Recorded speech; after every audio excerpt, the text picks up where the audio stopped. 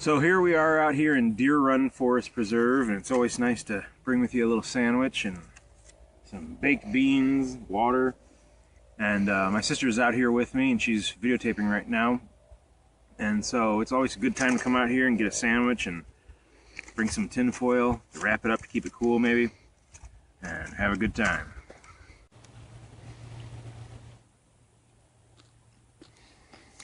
Hey, just before we sat down to eat, we were over off in the distance out here at Deer Run, and you could hear what sounded like a mosquito in your ear.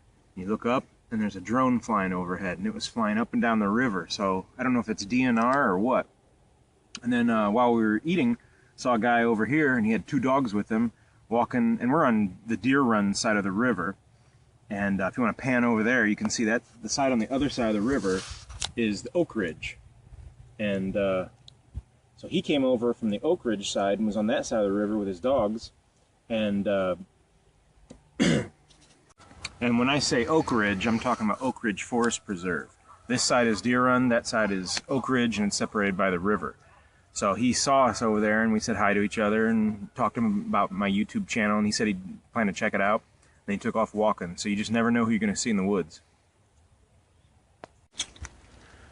Okay, so this vine here, in the winter, this is still winter, this is actually February, even though we're having a warm time. This would be a little more red in the summer. But these vines going up this tree, I don't think you'd want to necessarily cut these and drink out of them, even if you could get water. Because I believe this is poison sumac, or some form of a poison sumac ivy, something like that. You can correct me if I'm wrong, but I believe that's what it is. My brother and his best friend went out in the woods one time, and they were hacking away at a piece like this, and it sprinkled into their face, and they had to go to the ER because it swelled up their faces, and it was pretty awful. So I wouldn't try drinking out of this one. But the way to tell is they're very, very hairy. You can see, let's see, little hairs right there. Zillions of hairs holding them to the tree. There's like fibers coming out. You must stay away from that. Oh, hello. Here we are in Sherwood Forest. It's amazing over here. It's amazing over here. You should really come here. You can cut now. Thank you. Okay. So let's say you're out in the middle of the woods. You need something to drink and there's no water around. One thing you can do is pick a vine like this. When I was younger, I would go down to a point like this, and I would slice the underside and let the water drip into a cup. The problem with that is that's actually not the right way to do it. The proper way, I'm not going to do this because I'm in a forest preserve, but the proper way is to go up as high as you can go, cut the underside, 1/4 inch deep, whatever, enough to where it's getting dripping. Let the first few drips drop, clean it out. Any kind of dust and stuff like that will hopefully come off, and catch it in a cup. And when that quits, then cut somewhere down below that and start it again. And then down here, and then down here, and then down here, and just keep going down till you're down by the ground.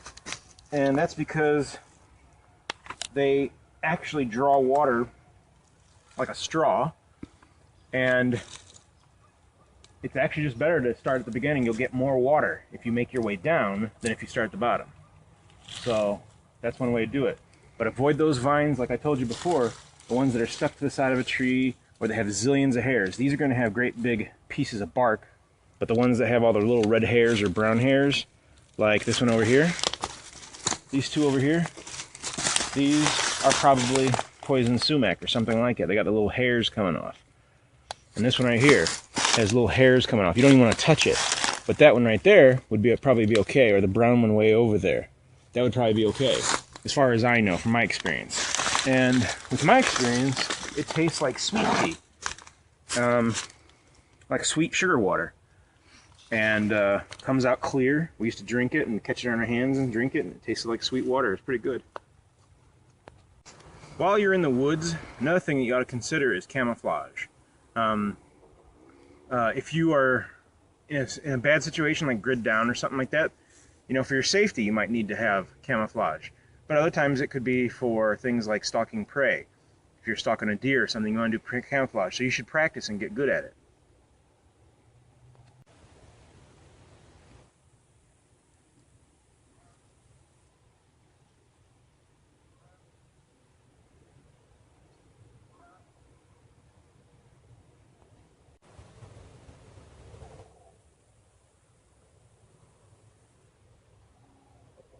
Where is he?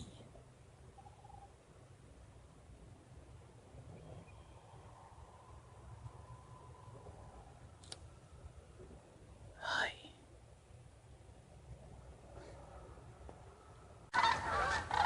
They're mixed in there.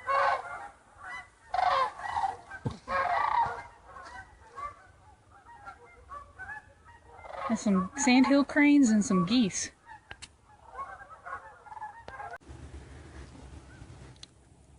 Okay, so if you're out in the woods and you need to build a fire, one thing you might consider is you're probably going to have to get some sort of kindling. This is just an old dead branch. This is my Schrade SCHF9. I've actually got it rigged backwards because I'm left-handed. It goes in this way, I've got this way. So, you want to take a knife. If you do it real close to the hilt here, then you can create some kindling and just shave the little dry pieces off. You could probably do this too. And just work your way making kindling. Now this is kind of a harder wood, which means it'll probably burn a lot hotter. And so just in a few seconds I've got that, and that stuff should burn really well to start your fire, to help start your fire. You might want to mix in some dry grass, something like that, really dry, or sometimes just that'll work.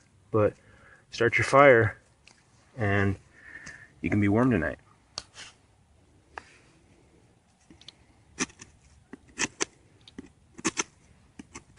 Got it. Didn't know much what to say. Okay, I think that stopped it, you know?